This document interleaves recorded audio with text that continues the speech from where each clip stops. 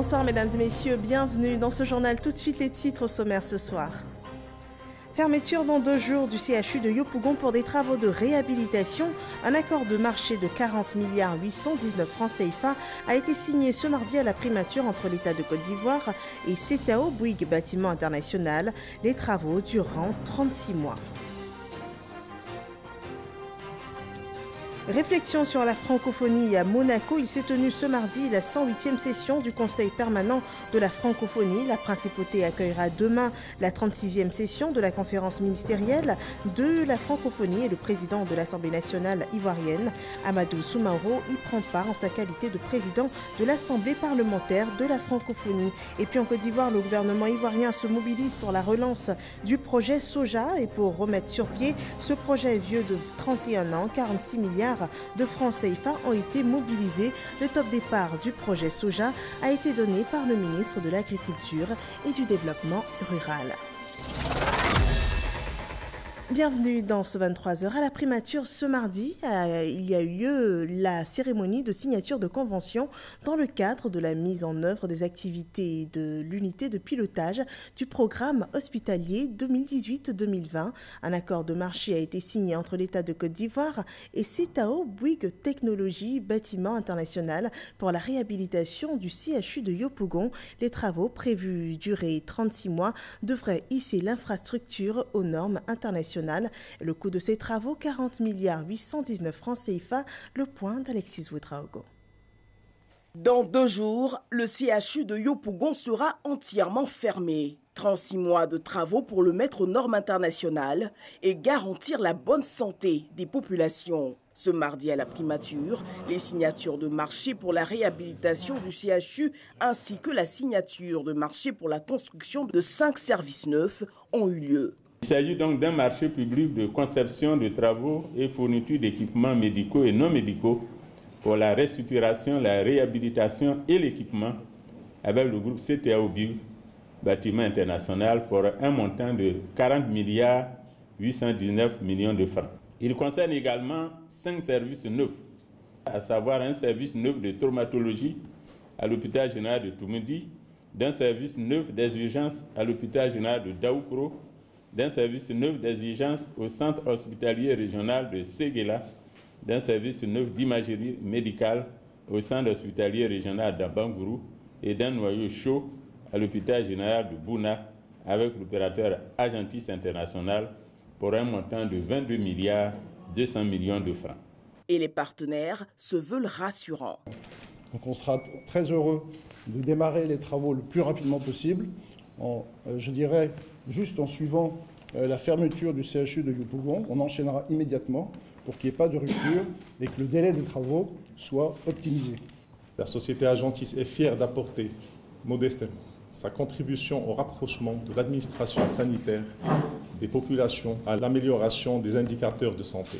La rencontre a vu la signature d'un accord de cession de terrain pour la construction prochaine de l'hôpital général de Yopougon Sud. Parlons toujours de santé. Les accidents vasculaires cérébrales, encore abrégés AVC, touchent plus de 17 millions de personnes en Côte d'Ivoire. C'est un bilan alarmant qui motive la tenue de la première édition des Journées nationales de lutte contre l'accident vasculaire cérébral. L'événement est le lieu pour le ministère de la Santé, les ONG et les médecins de réfléchir sur la chaîne de soins partant du diagnostic, de prise en charge et même réfléchir aussi sur les actions de prévention. Regardons ce reportage de Jean-Marc Djadji. L'accident vasculaire cérébral AVC, c'est 40 à 80% des cas d'hospitalisation selon la Société ivoirienne de neurologie SIN. Alarmée, l'ONG AVC Espoir organise la première édition des Journées nationales de lutte contre l'accident vasculaire cérébral sous le thème AVC, la prévention, une priorité nationale. Les étourdissements, la perte soudaine de l'équilibre et de la vue sont entre autres des signes de l'AVC. Une défaillance de la circulation sanguine qui affecte le cerveau. Il s'est imposé à nous la question de la prévention. Parce que nous nous sommes rendus compte que si effectivement nous connaissions les signes annonciateurs d'un AVC, beaucoup parmi nous auraient pris un certain nombre de précautions. Cette journée est l'occasion pour les professionnels de santé d'échanger sur la prise en charge des malades et les méthodes de prévention, axe prioritaire de la lutte contre l'AVC. Il se produit dans le monde un AVC toutes les 2 secondes. Quand vous avez une maladie grave qui est susceptible de laisser des séquelles importantes, pour lesquels il y a très peu de traitements, mais uniquement des traitements d'urgence. La gravité fait qu'on est obligé de prioriser la prévention. Le ministre de la Santé et de l'Hygiène publique, Aka Awele, a rappelé les actions du gouvernement dans la lutte contre cette pathologie. Notre pays s'est doté d'une politique nationale multisectorielle et multipartie de lutte contre les maladies non transmissibles. Notre pays a ouvert le premier institut de cardiologie à Abidjan dans la sous-région. Notre pays a adopté la loi anti-tabac en juillet 2019. Séance de dépistage gratuit à l'appui, les participants ont bénéficié des conseils pour la prévention, l'abandon du tabagisme, une consommation modérée d'alcool, la pratique du sport et un suivi médical régulier. Les journées nationales de lutte contre l'accident vasculaire cérébral s'inscrivent dans le cadre de la journée mondiale de lutte contre l'AVC. Parlant de la francophonie, à présent, la 108e session du Conseil permanent de la francophonie s'est ouverte ce mardi matin, dans la principauté de Monaco, et demain, mercredi 30 octobre, se tiendra la 36e session de la conférence ministérielle de la francophonie, et le président de l'Assemblée nationale y prend part en sa qualité de président de l'Assemblée parlementaire de la francophonie. Amadou Soumaoro y fera demain une importante communication, et cette année, la réunion aura pour thème réconcilier l'humanité et la planète, perspective dans l'espace francophone à la veille des 50 ans de l'Organisation internationale de la francophonie. Le point avec Abiba Dambélé-Sawé. La principauté de Monaco accueille pendant 3 jours 2 importantes rencontres. Ce mardi, la 108e session du Conseil permanent de la francophonie et mercredi, la 36e session de la conférence ministérielle de la francophonie. Le président de l'Assemblée parlementaire de la francophonie, président de l'Assemblée nationale de Côte d'Ivoire, Amadou Soumaoro, participe à ces sessions de haut niveau avec à ses côtés 2 parlementaires ivoiriens. Nous avons abordé déjà les questions politiques, diplomatiques et économiques. Les questions politiques dans les différents pays de la francophonie. Par exemple, au Bénin, au Togo, au Mali et dans tous les pays de la francophonie, membres de la francophonie qui sont touchés par le terrorisme. Demain sera la conférence ministérielle de la francophonie. Et l'occasion nous sera donnée de parler de l'environnement, des inondations, de la rareté de l'eau potable. Le président de l'Assemblée parlementaire de la francophonie, président de l'Assemblée nationale de Côte d'Ivoire, fera une importante communication au cours de la conférence ministérielle de ce mercredi à Monaco. Le Conseil permanent de la francophonie est l'instance chargée de la préparation et du suivi du sommet de la francophonie. Le prochain est prévu en Tunisie en 2020. Le Conseil permanent de la francophonie est placé sous l'autorité de la conférence ministérielle. Il fait partie, avec le sommet et la conférence ministérielle, des 3 organes décisionnels consacrés par la charte de la francophonie et présidé par la secrétaire générale de cette institution, Louise Michikiwabo. À Paris, en France, il se tient en ce moment le plus grand événement dédié au chocolat et au cacao dans le monde, la 25e édition du Salon du chocolat et du cacao. Et pour cette édition anniversaire, la première dame, Dominique Ouattara, a été désignée marraine, un titre plein de sens pour la Côte d'Ivoire, qui est le premier producteur mondial de cacao, qui détient aussi 40% de l'offre mondiale. Et sur 5 jours, 500 chefs pâtissiers, chocolatiers, professionnels, industriels, experts et autres présenteront toutes les richesses du cacao ainsi que les enjeux mondiaux autour du cacao. Et à la soirée inaugurale de ce salon, la première dame de Côte d'Ivoire, Dominique Ouattara, a réitéré sa volonté de contribuer à l'éradication du travail des enfants dans la cacaoculture. Le projet Soja, l'initiative pour booster la culture de cette céréale, a été mise en place dans le nord-ouest du pays. Avec les remous qu'ont connus le pays, le projet n'a pu atteindre les objectifs souhaités. Et pour remettre ce projet vieux de 31 ans au goût du jour, 46 milliards de francs CFA ont été mobilisés par le ministre de l'Agriculture et du Développement rural, Kobilan Kwasi Adjoumane, ainsi que plusieurs membres du gouvernement. L'objectif, c'est de relancer la culture du soja dans le Bafing. 2015, le président de la République, Alassane Ouattara, effectuait une visite d'État dans le district du Woroba. Un des vœux chers des populations était la relance du projet Soja, qui de 1989 à 2002 était un atout économique indéniable. 16 000 hectares avec une production de 4 000 tonnes à Touba et à Odéné. Les emplois se comptaient par milliers. Ici, le soja, on fait le lait, on fait la sauce aussi. On fait des pâtés aussi avec ça. Bon, ça sert à faire beaucoup de choses. Depuis fort longtemps, le projet était arrêté. Ça a fait qu'on avait des difficultés. Instruction ferme a donc été donnée au gouvernement pour relancer le projet. Cela est désormais une réalité. Le ministre de l'Agriculture et du Développement rural, Kobena Kwasi Adjoumani, accompagné de la secrétaire d'État auprès du ministre de la Femme, de la Famille et de l'Enfant, chargé de l'autonomisation des femmes, Miss Belmondo Dogo, et Moussa Sanogo, ministre auprès du Premier ministre chargé du budget et du portefeuille de l'État, cadre du terroir, vient redonner vie au soja. Le président de la République a émis le vœu de pouvoir aider nos populations en mettant en place le projet Soja qui va leur permettre de disposer de moyens pour faire face aux besoins de tous les jours. Ça participe aussi de la politique sociale du gouvernement qui est de donner des moyens à nos populations afin que vraiment la pauvreté soit loin de nous. Un projet qui inclut le maïs. Financement total 46 milliards de francs CFA, dont 15 milliards du Trésor public ivoirien et 31 milliards du privé dans le cadre du Programme national d'investissement agricole PNIAD 2. Les femmes ont ici une aubaine pour leur autonomisation. Nous disons merci au ministre de l'Agriculture parce qu'il sait mettre la femme au centre de son action. Et ce projet nous tient à cœur comme tous les autres projets qu'il encourt.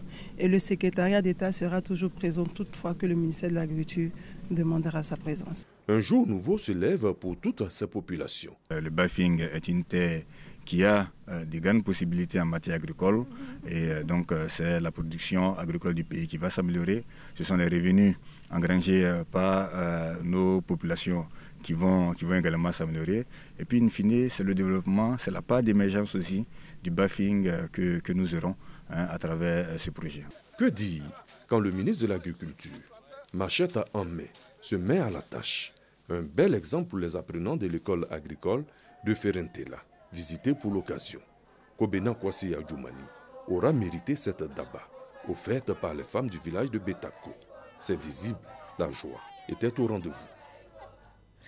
Voilà, le corridor Abidjan-Bamako connaît une baisse d'activité. Pour le premier trimestre 2019, il a été enregistré 20,6 postes de contrôle contre 28,3 précédemment. Pour établir la fluidité du trafic sur ce transit routier, un atelier a réuni les acteurs du secteur du transport multimodal. Noël Gagnon. La fluidité des trafics routiers, le catalyseur à la libre circulation des personnes, des biens et des capitaux. Sa gestion, une préoccupation majeure de l'Observatoire des pratiques anormales. Cet observatoire dresse des rapports trimestriels. Ainsi, le rapport du premier trimestre 2019 indique une baisse de postes de contrôle contrairement au constat 2018 sur la même période. 20 postes de contrôle en 2019 contre 28 en 2018, une baisse de 27%. Une avancée certes, mais du travail reste à faire. Nous notons une nette progression en matière de temps de contrôle, mais une régression sur le temps de contrôle.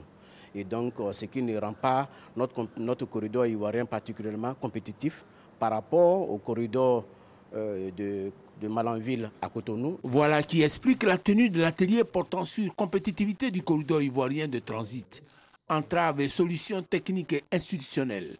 Les personnalités du transport multimodal du corridor Abidjan-Bamako, 99% du fret en transit ont consacré une journée à trouver les voies et moyens à mettre en œuvre pour rendre le corridor davantage fluide. Des exemples de solutions. Par exemple, l'autoroute du Nord, on ne doit pas avoir poste de contrôle. Pour nous, c'est barrage. Poste de contrôle, plus de 6 postes. Du moment que nous payons la route doit être fluide. Pour mémoire, l'Observatoire des pratiques anormales en Afrique de l'Ouest couvre 10 corridors Et les données du premier trimestre 2019 ne prennent en compte que 6 corridors sur les 10, à savoir Abidjan-Bamako, Abidjan-Ouagadougou, Bamako-Dakar via Diboli, Bamako-Dakar via Moussala, Cotonou-Niamey et Bissau-Dakar. Le phénomène de la migration irrégulière est très présent. Il touche des milliers de jeunes Africains. Et ces jeunes rêvent de l'Eldorado et partent très souvent à l'aventure en omettant les dangers du chemin qu'ils pourraient rencontrer. Ils sont nombreux à revenir bredouilles avec toutes des histoires tristes. Et pour les aider, l'OIM organise des activités suivant ce reportage de Serge Collier. Azaguié, 40 km au nord-est d'Abidjan. École des entrepreneurs, centre de mise en œuvre du projet de réintégration des ex-migrants de retour au pays. L'initiative de l'OIM, l'Organisation internationale de la migration, en collaboration avec l'État de Côte d'Ivoire, est financée par l'Union européenne. Le programme, dans sa deuxième phase, concerne 150 jeunes ex-migrants. L'Eldorado, c'est ici. L'Eldorado, c'est ici. L'Eldorado, c'est ici. Une façon de galvaniser ces jeunes ex-migrants qui seront formés au métier du bâtiment, des travaux publics, de l'agriculture et de l'élevage. C'est le premier cours, le lancement, le premier cours d'entrepreneuriat, un cours de mentoring, de coaching, et permettre à ces migrants qui ont pensé à un moment donné que l'Eldorado c'est de l'autre côté, leur dire que l'Eldorado c'est en Côte d'Ivoire. On a tout en Côte d'Ivoire, ils peuvent se réaliser ici. Et aujourd'hui c'est un nouveau départ. C'est une seconde chance pour Stéphanie, revenue il y a 2 mois d'une aventure en Libye. Tresseuse au marché de la Sikoji dans la commune de Yopougon, une amie à sa tante lui propose de se rendre en Libye avec la promesse de gagner beaucoup d'argent. Dans son voyage, elle affrontera le désert, subira emprisonnement et maltraitance avant de rejoindre Tripoli des mois plus tard, totalement désabusée. La femme m'a pris, elle m'a mis dans le travail de servante. Le métier qu'elle a dit que je partais faire, ça c'est notre cas. Quand je suis arrivée, elle m'a dit c'est comme ça. Quand on arrive ici, on cherche le travail dans les filles. Et quand le mois est fini, s'il n'est pas payé ton argent, il ne te paye pas, il prend son âme, il vient sur toi. Sors de chez moi, c'est comme ça. Si tu as la chance, il va dire, il va te déposer à la police, c'est comme ça. Le mois est fini, mon argent, m'ont déposé en prison, on dit que je suis malade. Et puis j'ai payé encore de l'argent pour sortir en prison. Parmi ces 150 apprenants, beaucoup ont tenté la migration irrégulière avec son lot de risques et de menaces sur la vie. Je suis arrivé dans la capitale libyenne. Donc dès qu'on est arrivé en même temps, il y a des gens qui se sont approchés de nous. Ils ont des bateaux, ils sont allés nous embarquer dans les maisons. On ne connaît même pas où ils nous ont envoyés. Donc on a fait plus d'1 mois, on ne mange pas. Nous-mêmes pour avoir ces problèmes. C'est biscuits seulement manger. 2 jours après, j'ai appelé la famille. Ils nous ont expédié au moins 500 000 pour qu'ils puissent payer le bateau pour rentrer en Italie. Donc c'était un coup. Dans le premier bateau qu'on devrait monter dedans, la gendarmerie est venue nous attraper. Ces ex-migrants seront formés pendant 6 mois pour se trouver une voie. D'abord, la formation, on les finance. Ils sont équipés. À la fin, le projet a sorti des kits d'installation. Pour ceux qui sont de la production animale, ils ont des fermes. Ceux de la production végétale, ils ont des serres. Et ceux qui sont dans le bâtiment, ils ont des kits pour aller affronter le marché de l'emploi. Et je pense que je n'ai jamais vu ça nulle part ailleurs. Lancé en 2018, le projet de réintégration des ex-migrants de retour au pays porte déjà ses fruits. Malgré son diplôme de délégué médical, Julien Kwame avait tenté l'aventure. J'ai choisi l'option animale. Nous sommes aguerris, nous maîtrisons de A jusqu'à Z, les poussins jusqu'à la commercialisation. Donc je suis tellement fier de mon retour depuis Algérie. De son côté, Malika et 11 autres ex-migrants se sont mis ensemble pour travailler la terre. Désormais bien formés, ils ont définitivement mis une croix sur l'aventure pour s'intéresser à l'agriculture. Aujourd'hui, ces ex-migrants voient les choses en grand. L'agriculture, ça nourrit son homme. Je vais donner un exemple. Quand tu investis dans banane, au-dessus de 600 000 par exemple, tu fais les dépenses de banane, tu peux te retrouver avec 3 millions. Au bout de 3 mois, on a fait 25 hectares de palmiers. Les 25 hectares déjà, ça nous va autour de 30 millions. À ce jour, 200 ex-migrants sont pris en compte dans ce programme qui vise à freiner la migration irrégulière, mais surtout à donner des raisons aux ex-migrants de ne plus reprendre la route de l'aventure.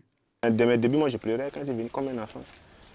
Parce que ma propre famille, mes amis, c'est comme une moquerie quoi.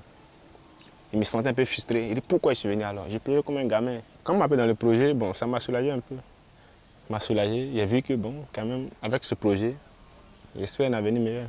Mon rêve, c'est d'être un technicien aviculteur. C'est-à-dire, comme on appelle communément un fermier, mais professionnel cette fois. Pas un fermier qui fait la débrouillardise ou bien un fermier du commun du mortel. Je vais être un professionnel et avoir un bâtiment et puis coacher des personnes parce que j'ai reçu une très bonne formation à l'ISIAE, l'école des entrepreneurs. À Azaguié, l'espoir de réussir sa vie dans son pays est redevenu possible pour ces centaines de jeunes ex-migrants. Pour eux, l'Eldorado, c'est bien ici et nulle part ailleurs. Voilà, et pour permettre aux jeunes Ivoiriens de réussir dans leur pays, Nestlé Côte d'Ivoire prépare une grande rencontre sur l'employabilité des jeunes. Ce projet en cible 5000. La firme internationale prévoit renforcer et améliorer l'employabilité de ces milliers de jeunes à travers des stages et des qualifications et des stages d'apprentissage. On en sait davantage dans ce reportage de Cheikh Koné. 5000. C'est le nombre de jeunes bientôt impactés par cette initiative de la firme internationale suisse. Une initiative marquée par la tenue à Abidjan du programme mondial dénommé l'Alliance pour les jeunes d'Afrique subsaharienne. Il vise à renforcer les synergies de création d'opportunités professionnelles pour les jeunes qui bénéficieront de stages, de qualifications et de formation. C'est une alliance de grandes entreprises éco-citoyennes et citoyennes ici en Côte d'Ivoire et même de la sous-région. Et le but, c'est de se réunir ensemble, de se fédérer dans un certain sens pour travailler, jouer notre rôle, pour assurer que les questions d'employabilité des jeunes, qu'on fait ce qu'on peut faire en tant qu'entreprise. Pour la bonne marche de ce programme qui est à sa première édition dans un pays d'Afrique subsaharienne, le directeur général de la firme suisse a eu une rencontre avec le ministre en charge de la promotion de la jeunesse et de l'emploi des jeunes afin de passer en revue tout le dispositif d'aide à l'employabilité des jeunes en Côte d'Ivoire et l'apport de son groupe dans les programmes nationaux d'aide à l'insertion des jeunes. Des panels seront ouverts à 200 jeunes pour le lancement de cette initiative prévue demain, mercredi. À l'issue des panels, la firme internationale et ses partenaires feront des propositions au gouvernement ivoirien pour améliorer l'employabilité des jeunes dans le cadre du programme social du gouvernement en son volet autonomisation des jeunes. Rappelons qu'à ce jour, le gouvernement, à travers le ministère de la Promotion de la Jeunesse et de l'Emploi des Jeunes, a mobilisé 346 000 opportunités d'emploi en termes de stages, de formation complémentaire et d'insertion. La secrétaire d'État chargée de l'autonomisation des femmes est en tournée d'information et de sensibilisation dans le nord du pays. Belmande Dogo est à Korogo. Elle s'est imprégnée des réalités des femmes du monde rural. Maraîchères, commerçantes, associations, groupements féminins et productrices de beurre de karité ont été visitées par la secrétaire d'État. Ces femmes ont été exhortées à se réunir en coopérative pour une meilleure promotion de leurs produits à Mississauga. Pas de course et ferme. Belmande Dogo sur le terrain à Korogo. La secrétaire d'État chargée de l'autonomisation des femmes fait le choix de la proximité pour cerner tous les contours des activités socio-économiques des femmes du Poro. Première étape, Tioro, à 11 km de Korogo, rencontre avec la coopérative des apicultrices. Leur doléance, bénéficier d'encadrement pour produire 2 000 à 50 000 litres de miel par saison.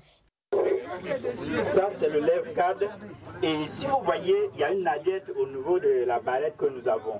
Et sur chaque barrette, il y a un cadeau de miel. La visite se poursuit au quartier Koko à Korogo avec les maraîchères. À chaque étape, Belmande Dogo cherche à comprendre le processus de production. Elle critique et fait des propositions. Elles nous ont dit qu'elles avaient des difficultés à irriguer ce vaste champ qui est à perte de vue. Elles avaient des difficultés, je dirais, d'écoulement parce qu'elles ont dit dans le temps, il y a des années de cela, elles étaient en contact avec Agripac qui, lorsqu'elles produisaient, prenait toute la production et acheminait vers Abidjan. Donc elles n'arrivent plus à acheminer la production vers Abidjan. Nous avons promis apporter des solutions d'irrigation parce que nous avons un barrage à 2 pas et nous allons trouver aussi d'autres solutions pour l'acheminement de la production de nos mamans vers Abidjan et vers les grandes villes. Je suis trop contente. Je suis trop contente. Notre chouette, c'est ça. Nous, on fait ça pour scolarité des enfants et puis nourriture des enfants. Nos maris sont décédés, les enfants sont dans nos mains. Encore 3 groupements à voir. Et cela n'entache en rien la bonne humeur de la secrétaire d'État chargée de l'autonomisation des femmes. La journée s'achève, mais vu l'urgence des défis pour l'autonomisation de la femme, Belmondo ne peut s'arrêter. Des femmes du marché de gros de vivriers aux productrices de beurre de karité et associations féminines de toutes les couches socio-professionnelles, toutes égrènent à la secrétaire d'État leurs difficultés du quotidien. On veut un bon financement et moderniser le travail de l'activité parce que c'est un travail qui est très pénible. Je voudrais rassurer les femmes du monde rural. Le président de la République accorde une importance particulière à la femme du monde rural. Elles ne sont pas les laissées pour compte, elles sont plutôt le grenier de la Côte d'Ivoire. Nous voulons leur dire que si ce secrétariat existe, il existe parce que les femmes du monde rural doivent prendre toutes les places. Et nous devons faire en sorte que ces femmes-là soient le levier du développement de la Côte d'Ivoire. Sortir les femmes de l'informel, la priorité de la secrétaire d'État chargée de l'autonomisation des femmes. À chacune de ces rencontres, Belmondo n'a pas manqué de rappeler aux femmes la nécessité de se regrouper en coopérative ou association en vue de bénéficier de prises en charge. Le président du Sénat, Jano Ahoussou-Kouadio, en sa qualité de vice-président du RHDP, était dans l'Anawa du 24 au 27 octobre dernier. Au cours d'un meeting politique, il a appelé les populations à s'allier aux idéaux prônés par le RHDP, Léon Bro. Soubré, place d'Envahi. Devant plus de 4000 personnes, le président du Sénat installe officiellement le bureau de Nzolié, l'association des Baoulés pour la cohésion sociale, la paix et le développement. Nzolié, aussi la marque de l'enracinement du RHDP et de ses idéaux dans la Nawa, fait remarquer autant à Soubré qu'à Buo et Meyagui, le président de la région. Si ailleurs c'est bouclé, ici c'est déjà tout à fait géré. Géré parce que nous avons déjà vu demain. Ne nous arrêtons pas à aujourd'hui, nous avons vu déjà demain. Ce tandem, en raison du développement impulsé à la Nawa, à l'instar de la Côte d'Ivoire entière par le chef de l'État, n'est pas selon le président du Sénat par la que Jano appelle à consolider pour les élections de 2020. Toute politique qui vise à effrayer ses concitoyens est une mauvaise politique. Toute politique qui vise à créer l'angoisse de la population est une mauvaise politique. Apprenons à nous élever au-dessus de nos petits égaux. Le président Houphouët-Boigny parlait des vilains sentiments. La méchanceté, l'égoïsme, la haine. Fermons la porte à ces vilains sentiments afin que la Côte d'Ivoire, les Ivoiriens puissent vivre dans la confiance. Le vice-président du RHDP exhorte également à la réunion autour du président Alassane Ouattara, les oufouettistes avec en premier chef le président du PDCI RDA, Henri Konan Bédié. C'est ensemble, en accord, nous tous, avec le président Henri Konan Bédié, avec le PDCI, qui est comptable de tout ce qu'Alassane Ouattara a fait en Côte d'Ivoire. Le PDCI est comptable. Le PDCI ne serait se soustraire à 2 ans de la fin du mandat du président Ouattara pour dire on n'est plus dedans. Il s'agit pour son ex-parti, toujours selon lui, comptable des acquis du RHDP, de reprendre sa place dans ce groupement dont il a posé les fondements, a aussi expliqué Jano Ahoussou-Kouadio aux 2000 et 3000 personnes de Meyagui et Buo. L'Église catholique célèbre le centenaire de ses actions d'évangélisation dans la région du Nzi. Le clergé du diocèse de Yamoussoukro a réuni à l'église de Saint-Joseph de Dimbokro les fidèles catholiques. Le clergé a exhorté ses fidèles à être des chrétiens engagés. Le compte-rendu de cette célébration par Franck Quadio. 1916-2019, 103 ans que la graine de l'évangélisation a été plantée dans la région du Nzi. La paroisse catholique Saint-Joseph de Dimbokro marque une pause et rend grâce à Dieu. Dans son homélie, Monseigneur Alexis Touabli, évêque du diocèse d'Agboville, a invité les fidèles à être des chrétiens engagés. Après 100 ans de marche, paroissiens et paroissiennes de Saint-Joseph de Dimbokro, passez à la vitesse supérieure. Soyez ardents engagés, zélés même. Dans l'allégresse et la joie nourrie de l'Eucharistie, ils sont venus de toutes les villes de la Côte d'Ivoire pour célébrer ces noces d'eau. Aujourd'hui, plus que jamais, nous devons nous inspirer du chemin des dévanciers, ceux qui ont tracé les sillons de l'espérance. Et en tant que fils de la région du Nzi, avec la grande espérance que nous avons eue avec la visite du chef de l'État, il nous appartient de reprendre le flambeau pour construire une Côte d'Ivoire de paix, une Côte d'Ivoire rassemblée, une Côte d'Ivoire d'amour et de tolérance. Pour célébrer ces 103 ans, une maison du centenaire bientôt construite. Les travaux à hauteur de 40 millions de francs CFA seront pris en charge par le président de la République, Alassane Ouattara, a annoncé le ministre Paulin Daou. Une action saluée par tous à laquelle s'ajoutent 5 millions de francs CFA offerts par le Premier ministre Amadou Gon Coulibaly en guise de soutien. Voilà, et cette célébration de l'Évangile referme ce journal. Merci de nous avoir suivis. Je vous retrouve demain pour d'autres informations. Bonsoir à tous.